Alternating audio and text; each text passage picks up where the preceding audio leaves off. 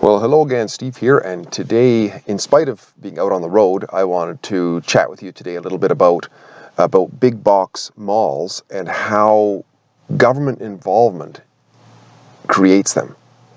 Now, this is a message more along the lines to people who, for some reason, think that government is kind of bad, but we kind of need government and so on. And hopefully this is one example of how government intervention in our lives corrupts everything. So here I am sitting in the parking lot of a big box mall, and in a small Western Canadian city. And this once again is not to knock on the mall developer, any of the stores involved. I think I understand why they do what they do. It's a business deal, right? Nevertheless, just to tell a story of the genesis of how this gets created. So what I'm sitting here, and as you can see, there's a Canadian Tire over here. There's a big Home Depot. Let's see if I can see it. Big Home Depot over there somewhere. You can probably see it. And up the hill, there's a Walmart. There's a Mark's Work Warehouse. And there's a variety of different places.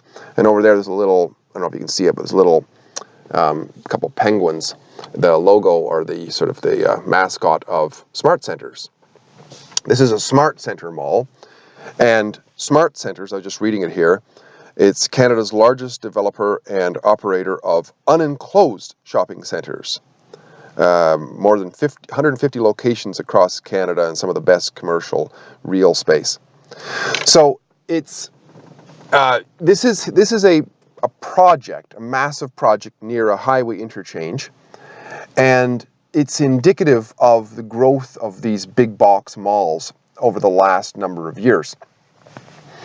But it's sort of predictable if you look at the history of what's happened with freedom, essentially. I'm going to take you back on a little story here of a town near where I grew up on the East Coast, where there was a mainstay for the local people who went to restaurants. It was a little town called Antigonish, and in that town there was, and probably still is, a little restaurant called Mother Webb's. Mother Webb's was probably, I'm going to say, built in the 40s or the 50s. It goes back old time. It had, basically wooden walls, and it looked like an old house, basically, and great food, and everybody loved it. And then something happened, which I will talk about.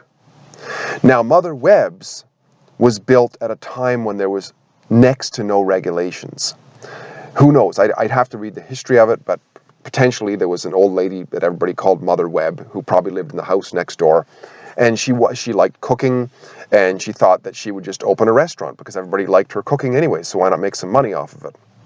So she opened up, she got this little place built, hired the local carpenter, built it, brought a few kitchen items in there and started cooking.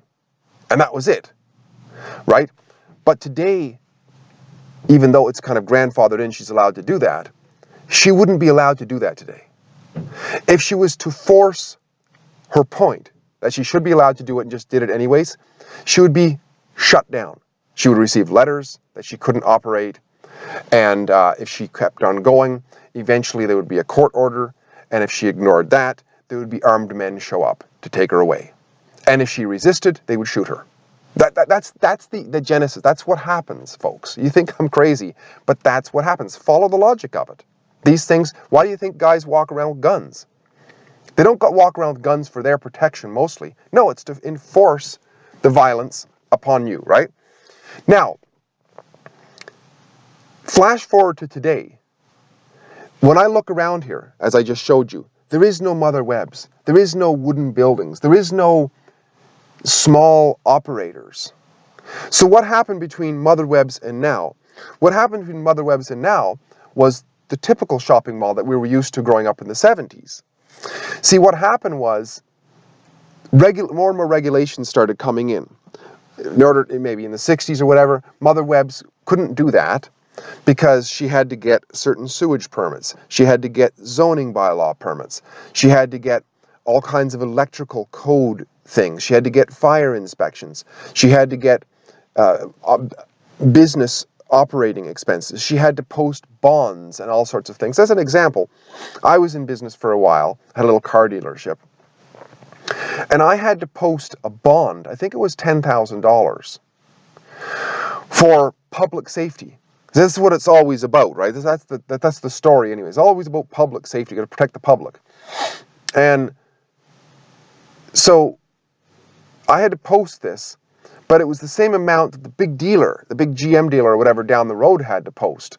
And surprise, surprise, guess who it was that sat on the board of these regulatory bodies? It was the big dealers. Because they didn't want the little guys. They were explicit about it, actually. They wanted to get rid of the curbers and the little guys who weren't following the rules, right? The rules that they made up, of course. You know, it's actually been known that these big corporations, their highest number, the biggest return on investment that they can make is getting government on their side, to get the police to enforce the rules that they made up upon the little guys. Because they want to create moats around their businesses, right? If you have a business, and you can get government to say you need a certificate for this thing and this thing and this thing and this thing and permits, and the next guy down the road doesn't for some reason qualify or can't afford them, then he is forced out of business and you get to stay in business. And this is why you don't see any of these little guys here anymore, because they cannot comply. SmartCentres can comply because SmartCentre owns 150 of these multi-billion-dollar places, and they can afford to have lawyers on staff. They can afford to have accountants on staff. They can afford to have people in the government lobbying for them, right? And therefore, it makes sense for them. That's a great investment. So between Mother Webb's, which was developed when there was freedom, till now, there was the mall. And the mall, the walk-in mall, that is, the enclosed mall. If you remember the mall, they were basically a couple big anchors, maybe a Sears and an Eaton's or whatever, and then it was all these little shops inside that you walk down past all these little shops, like a little street in a way. Each one of those was, you know, a boutique and so on. They were often owned by families and whatever. But they could amortize the cost of the regulations of the sewage permits and all the different land zoning permits and stuff like that. The mall would take care of that, and then the individual could just rent a small space, maybe pay $6,000, $5,000, $10,000 a month, instead of not being able to do it at all, but at least they could do it. But then over time, as the cities grew to the suburbs, to the super suburbs, outside where the ring roads and so on go, and and interchanges go, you see the springing up of these places where it's just the anchors. There's no longer, you know, at least the mall had a couple of anchors and then a bunch of little guys, but there's no little guys here anymore. It's all, I mean, the smallest guys there are. Here I got Mark's Work Wearhouse. There's a standalone smaller guy. Lo and behold, it's owned by Canadian Tire. It's a cabal, right? It's a cabal of people who've got the inside of government and the local regulators by the balls, and they're able to do this sort of thing. So that's I would say is the genesis of it as I see it, all the way from freedom to now, where there's deals made. And what I notice is that these big box malls like SmartCentres, they open up where there's new highways and interchanges taking place or being built. And I think what it is a public-private partnership where there has to be a way of funding this massive billion-dollar interchange, million-dollar interchange.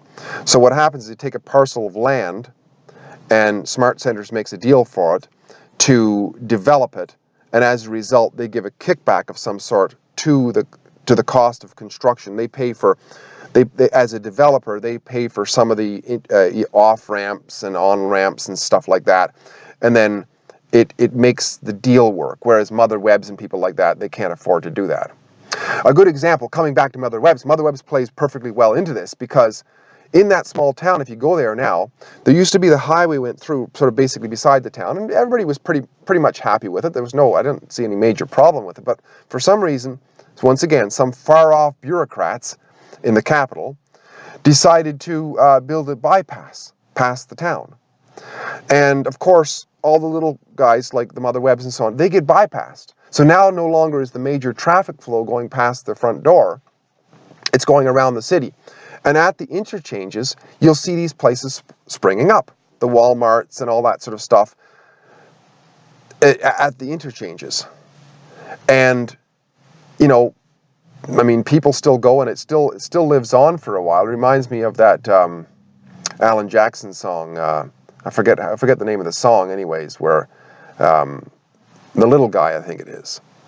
They bypass the little guy. The town begins to die, and there's this new corporate town that the through traffic stops, and they never see the town anymore. They never see the local entrepreneur who is building it. Once again, not to knock on, it must take a lot of smarts and stuff to run a place like Home Depot or Canadian Tire or Walmart. It takes a lot to run those, and they're doing what they got to do to survive in this corporate fascistic environment.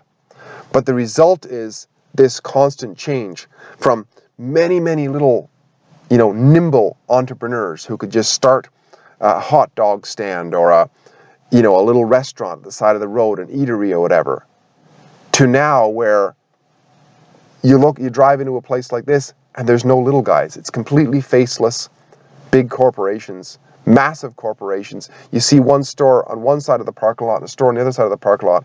You have no idea, but it's the same owners, right? And it's the way it is. And I think that the only thing that'll ever change it is a massive economic correction that'll eventually come, I think. So once again, if you love government, just know that this is part of the result. I mean, it's constantly a consolidation of power. It's either consolidation of power in pure communism, where government owns the means of production, or it's a fascism system where government controls the means of production, which is what this is.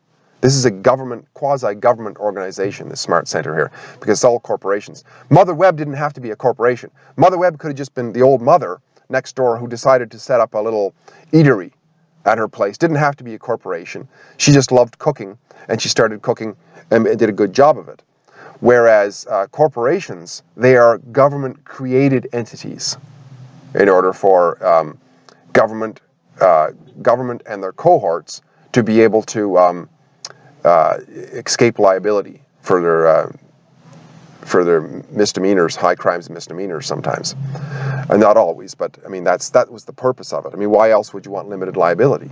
I mean, if somebody's a decent person, you want to be responsible for what it is that you do, right?